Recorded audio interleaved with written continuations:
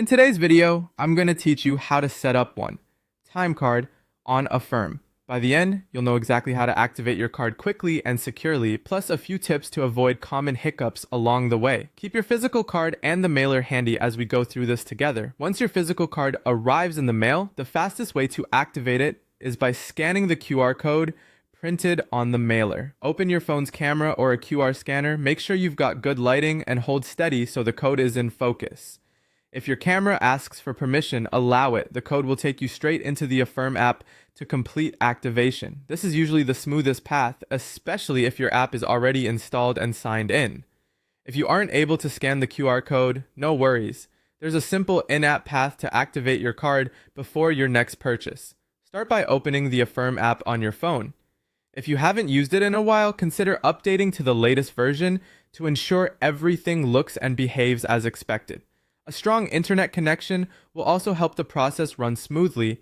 Inside the app, go to the Card tab.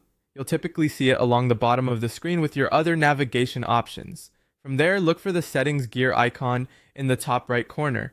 That gear opens the controls specific to your card so you can manage things like activation and security settings. Choose Activate Physical Card.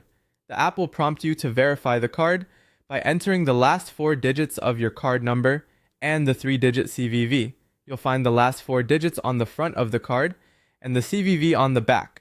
Type them carefully, double check for typos, and don't share these numbers with anyone. When you submit, the app should confirm that your card is activated and ready to use. A quick security note to keep in mind: your physical card number is different from your virtual Affirm card number. That's intentional and helps keep your account secure. You can use either one to pay, depending on what's most convenient, and both will show up in your app so you can track your spending in one place. That's it. Your card is set up. If anything doesn't look right, try closing and reopening the app, or check the help section within the app for guidance. Thanks for watching and enjoy your next purchase with confidence.